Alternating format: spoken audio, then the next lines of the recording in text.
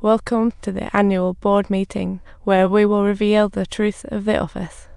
Times L. The meeting had barely started when the chief assistant proposed ousting his brother-in-law, sparking instant tension. Uncle wasn't shaken. He tried to turn the tables by referencing Wan Sheng's matters, only to be ignored by the chairman. The hot case strides up beside the chairman, flaunting 10 years' worth of incriminating evidence, with numbers that make your head spin. Uncle, the family black sheep, refused to back down, rebutting fiercely and boasting that his nephew has no right to speak in the board. But the chairman proudly declares, "That's my son." Not a bad way to kick off the meeting. The sudden identity crisis stunned everyone as the chairman humbly stated, "I believe Bosin Hai Tiki is a qualified candidate.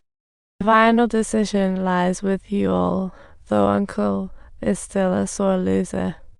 Brother-in-law threatens Tai Yong via media, but he stays unbothered. Tai Yong confidently tells Uncle he got his shares back fair and square. Maybe he should have considered hiring better help. "Sure, Dad might hold back for family, but not me. You're done for, buddy." In the end, the board votes unanimously to oust Uncle, and Tai Yong stands shoulder to shoulder with Dad for the first time. "I'm so proud." The chairman claps, only to point at his son's bodyguard. "Secretary Heng, are you playing me?" Right, the bodyguard was sent by Dad to monitor his son, or was he just a spy? But who knew that this bodyguard had totally been swayed by the son? "Looks like he can forget about a paycheck." "Thanks, boss." The son's perfect disguise is all thanks to the bodyguard, since his real girlfriends were just bodyguard. Even when stalked, the son would raise his rates on the spot, leaving even more evidence behind. The bodyguard's inner monologue, "Bro, why do you suddenly want to kiss me? No time for jokes right now. We've got to start." Stealing someone's golden soup has a fatal flaw. Eat from it, and you instantly share all their memories. This is Wu Russian's ultimate trick for controlling Cheng Tian. But ever since their close encounter, she thought she might never have to use that weapon.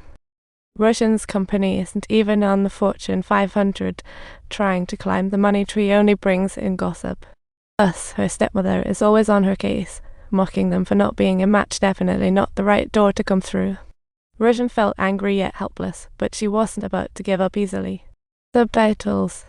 Then, unexpectedly, Cheng Tian said a few simple sentences that aroused the chairman's attention, and now the trouble begins. By the time she looked at Cheng Tian again, her eyes were twinkling with starlight. Unable to resist, she rushed forward and hugged Cheng Tian tightly, making the air around them feel sweeter. She whispered sweetly in his ear, but Cheng Tian's reaction left her shocked.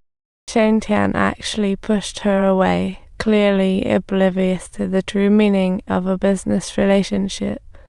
She thought to herself, "How could I deserve true love?" But a flicker of hope still lingered. Thankfully, the ex-girlfriends had matured, no longer impulsively bringing up the father's death. As Cheng Tian turned down her request for an interview, he glanced at Russian with an unsettling calm. In anger, Russian refused to let go of her pride. She stood up for herself and even successfully diffused the situation.